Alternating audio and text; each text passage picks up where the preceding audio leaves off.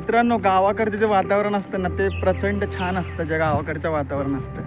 तर सध्या मी आलो आहे शेलूमध्ये आणि मागे आपण बघू शकतो आपलं रानपण आहे आणि हा संपूर्ण जो एरिया आहे तो सध्या डेव्हलप होतो आहे. आणि मागे आपण बघू शकतो गाव आहे.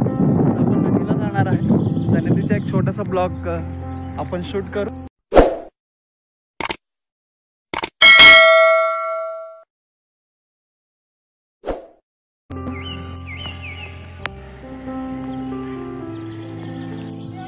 झाड बघू शकता तुम्ही.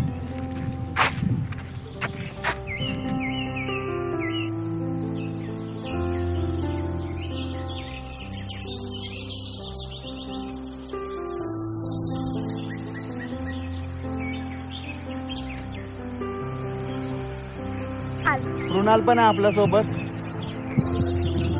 हाय कर, हाय कर मृणाल. हाय. हा, शेत बघा आमचं. मस्तपैकी गावरान वातावरण आहे आपण बघू शकता. तर चला आपण जाऊया.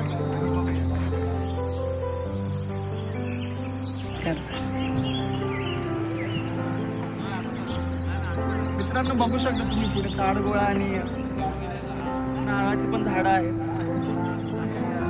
संपूर्ण गावरान एरिया आहे. आपण मुंबईमध्ये राहायला, पण मुंबईपासून बाहेर आल्याच्या नंतर काही गोष्टी असतात ज्या आपण बघतो तर एक मन प्रसन्न होतं. तर चला आपण जाऊ. मित्रांनो, फायनल आपण आलो नदीकडे. नदीमध्ये आपण जाणार आहोत आणि बघणार आहोत ते. आता आपण नदीत पोहायला जाऊ. नदीत पोहूया, पण आम्ही कपडे नाही आणले. बघा समोर एक दर्रा आहे, तो बघू शकतो.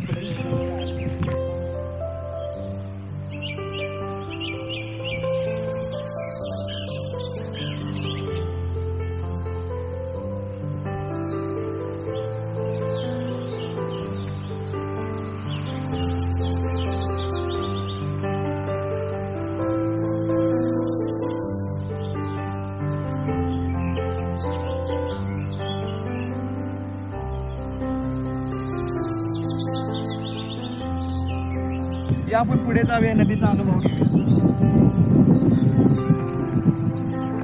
नदी जशी बनते तशी खडक आहे, खूप झिजलाय पाणी आणि संपूर्ण जे वनस्पती जी आहे आपण काही मुलं मच्छी पण पकडते ते आपण बघणार आहोत पुढे.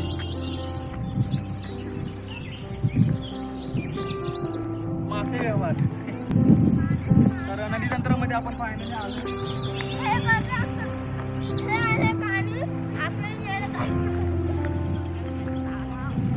तर फायनली आपण अनुभव घेतला. तर छान वाटते मित्रांनो. आणि समोर बघू शकतात डोंगर भाग आहे, तिथून नदी आलेली आहे आणि इकडे आमची फॅमिली मस्त एन्जॉय करते नदी.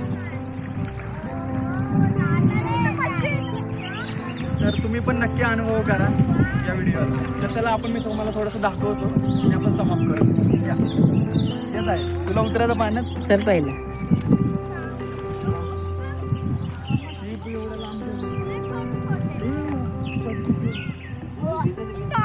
मच्छी आहे.